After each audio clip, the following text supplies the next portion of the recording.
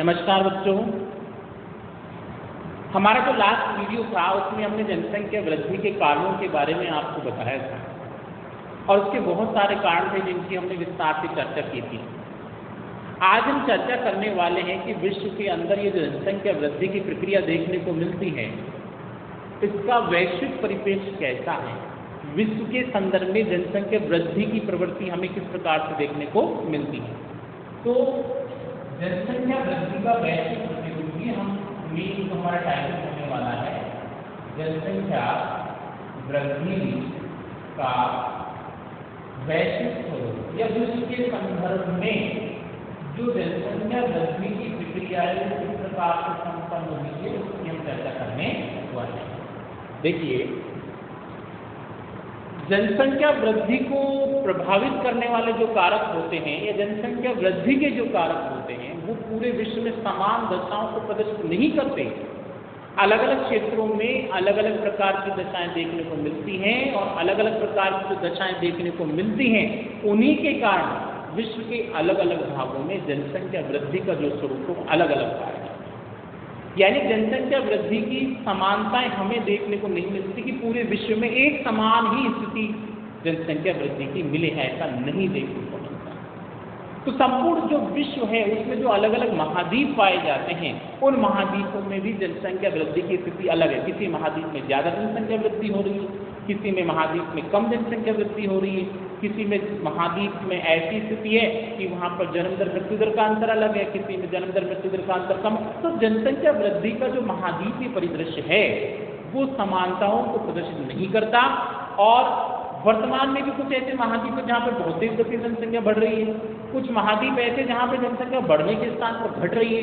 तो ये जनसंख्या की वृद्धि और वितरण प्रतिरूप में जो प्रादेशिक आधार पर भिन्नताएं पाई जाती हैं उन सभी दशाओं का ही अध्ययन आज हम कहाँ करने वाले जनसंख्या वृद्धि का जो वैश्विक प्रतिरूप नाम का ये जो वीडियो है इसमें हम अध्ययन करने वाले हैं। तो बच्चों चर्चा करते हैं। देखो, सबसे पहले जो जनसंख्या वृद्धि की प्रक्रिया का यदि हम कुछ समय अवधि के आधार पर अध्ययन करें तो लगभग सन 1650 से लेकर यदि हम 1750 की समय अवधि को ध्यान में रखें तो इस समय अवधि के दौरान क्या था, एक विश्व में एशिया और यूरोप ऐसे महाद्वीप थे जहां जनसंख्या में क्या हुआ था, परिवर्तन हुआ था, जनसंख्या में वृद्धि हुई थी। लेकिन जनसंख्या में वृद्धि की जो प्रक्रिया थी वो साधारण वृद्धि के रूप में, यानी 1650 से लेकर 1750 का जो समय हुआ उसमें एशिया और यूरोप नामक महाद्वीपों में जनसंख्या वृद्धि तो हुई लेकिन जनसंख्या में वृद्धि होने का जो स्वरूप था वो साधारण जनसंख्या वृद्धि के रूप में, अचानक बहुत अधिक परिवर्तन नहीं आया, धीरे धीरे जनसंख्या में परिवर्तन आया। लेकिन इसके विपरीत अफ्रीका एक ऐसा महाद्वीप था जहां जनसंख्या में घटाव की प्रक्रिया देखने को मिल रही थी या जनसंख्या घटने की प्रक्रिया हमें देखने को मिल रही थी। इसी समय अवधि के दौरान उत्तरी अमेरिका और दक्षिण अमेरिका महाद्वीप ऐसे थे जहां सिर्फ नाम मात्र की जनसंख्या रहती, अल्प मात्रा में जनसंख्या रहती थी। तो ऐसी स्थिति में उत्तरी अमेरिका और दक्षिणी अमेरिका महाद्वीपों के अंदर जनसंख्या वृद्धि का ज्यादा स्वरूप हमें देखने को मिल ही नहीं रहा। 1750 से 1900 तक आते आते विश्व के ज्यादातर महाद्वीपों में जनसंख्या वृद्धि होने लगी। आधुनिक काल आ गया था, औद्योगिक क्रांति संपन्न हो चुकी थी।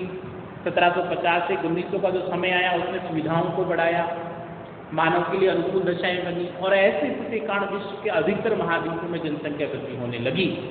लेकिन सर्वाधिक मात्रा में जो जनसंख्या वृद्धि हुई वो हमारे एशिया महाद्वीप और यूरोप महाद्वीप के अंदर सर्वाधिक मात्रा में वृद्धि हुई। एशिया के जो विकासशील देश थे वो विकसित देशों की ओर अग्रसर होने लगे, यूरोप में तकनीकी ज्ञान और कुशलता और प्रौद्योगिकी का प्रभाव पड़ा। तो इन दोनों महाद्वीपों में बहुत अधिक मात्रा में वृद्धि जो हुई वो कहाँ पे हुई, 1750 से 1950 का जो समय था उस दौरान। इसी समय अवधि के दौरान यूरोप के लोगों ने उत्तरी अमेरिका की ओर प्रवास करना चालू कर दिया। तो उत्तरी अमेरिका महाद्वीप भी 1750 से लेकर 1900 का जो समय था उस दौरान बाहर से आए हुए लोगों के कारण जनसंख्या वृद्धि के सर्वाधिक स्वरूप को प्रदर्शित करता है। तो एशिया, यूरोप और उत्तरी अमेरिका नामक तीनों महाद्वीपों में इस समय अवधि के दौरान जनसंख्या बढ़ने की जो प्रक्रिया थी उसमें बहुत अधिक विषमताएं देखने को मिलती। जैसे जैसे 20वीं सदी का उद्गम हुआ जनसंख्या में बढ़ाव की जो प्रक्रिया थी उसमें बहुत अधिक विषमताएं देखने को मिली और 20वीं शताब्दी के साथ ही जनसंख्या तीव्र गति से बढ़ने लगी और जनसंख्या बढ़ने की जो गति थी बहुत अधिक तीव्र हो गई और सबसे अधिक जो वृद्धि की प्रक्रिया हमें देखने को मिलती है उत्तरी अमेरिका और एशिया महाद्वीपों में। एशिया महाद्वीप में जन्म दर और मृत्यु दर में बहुत अधिक गैप आ गया 1900 के पश्चात 20वीं शताब्दी के दौरान। तो जन्म दर और मृत्यु दर में जो गैप आया उसके अंदर उसके कारण जनसंख्या में एक तरह की जनसंख्या विस्फोट की स्थिति आ गई। अनियंत्रित रूप से जनसंख्या बढ़ने लगी और तकनीकी ज्ञान कुशलता और प्रौद्योगिकी के प्रभाव पर उत्तरी अमेरिका वाला जो महाद्वीप उत्तरी अमेरिका महाद्वीप था उसने भी बाहर से लोगों को अपनी ओर ज्यादा आकर्षित करना चालू कर दिया। परिणाम ये रहा कि 20वीं शताब्दी में एशिया और उत्तरी अमेरिका नामक महाद्वीप जो थे जनसंख्या वृद्धि के दृष्टिकोण से जनसंख्या बढ़ाव के दृष्टिकोण से विश्व के सबसे प्रमुख महाद्वीपों के रूप में उभर कर हमारे सामने आ गए। यदि हम पिछले 80 वर्षों की तुलना करें तो एशिया महाद्वीप की जो जनसंख्या लगभग 2 गुनी हो चुकी है। पिछले 80 वर्षों में ही एशिया महाद्वीप की जनसंख्या में लगभग जो दुगनी होने की प्रवृत्ति वो हमारे सामने निकल कर आ गई। और साथ साथ में यदि हम देखें कि एशिया में जो दुगनी है लेकिन उत्तरी अमेरिका महाद्वीप में लगभग 4 गुनी जनसंख्या बढ़ गई। पिछले 80 वर्षों के दौरान एशिया महाद्वीप में जो जनसंख्या बढ़ाव की प्रवृत्ति दुगनी हुई लेकिन उत्तरी अमेरिका महाद्वीप में 4 गुना बढ़ गई। 4 गुना वृद्धि इसमें देखने को मिली। तो कहने का मतलब ये है अलग अलग समय अवधियों के दौरान जनसंख्या में जो परिवर्तन की प्रक्रिया थी वो समान नहीं रही, अलग अलग रही है और जनसंख्या वृद्धि के असमान जो प्रारूप है वो वैश्विक आधार पर विषमताओं को दर्शाता है। यदि हम पिछले 300 वर्षों की चर्चा कर लें 3 शताब्दियों की चर्चा कर लें तो पूरे विश्व की जनसंख्या जो लगभग 7 गुना बढ़ गई। कितनी बढ़ गई है? 7 गुना। 300 वर्षों के दौरान विश्व की जनसंख्या में लगभग 7 गुना वृद्धि और इस वृद्धि का जो स्वरूप है वो भी प्रादेशिक आधार पर समान नहीं पाया जाता। एशिया और यूरोप में जनसंख्या जो 300 शताब्दी पहले थी उतनी ही जनसंख्या लगभग आज में थी। मतलब 300 वर्ष पहले भी एशिया और यूरोप में विश्व की लगभग 3/4 जनसंख्या निवास करती थी 300 वर्ष पहले और आज भी एशिया और यूरोप में विश्व की लगभग 3/4 जनसंख्या निवास लगभग 75% जो भाग है वो 300 वर्ष पहले भी एशिया और यूरोप महाद्वीप में मिलता था और आज भी यदि हम देखें चर्चा करें तो आज भी लगभग 3/4 जो भाग है एशिया और यूरोप महाद्वीप में रहता है। हाँ, परिवर्तन ये आया कि एशिया आज विश्व का सबसे ज़्यादा जनसंख्या वाला लगभग 60% जो जनसंख्या है वो कहाँ रहती है?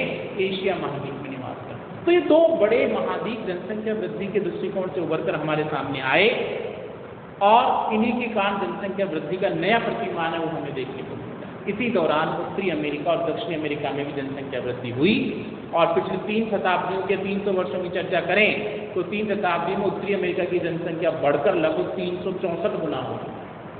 देखिए कितना भयंकर आंकड़ा आपके सामने निकल कर आ रहा है। 300 वर्षों के दौरान उत्तरी अमेरिका की जनसंख्या लगभग 364 गुना बढ़ गई जबकि दक्षिणी अमेरिका की जनसंख्या लगभग 14 गुना बढ़ी। 364 गुना 14 गुना, कितना अजीब सा आंकड़ा हमें लगा। इसी दौरान अफ्रीका की जनसंख्या में वृद्धि हुई लेकिन वो सिर्फ 3 गुना वृद्धि। तो कहीं तो 3 गुना हो रही है, कहीं 364 गुना हो रही है, कहीं 14 गुना हो रही है, कहीं 7 गुना हो रही है।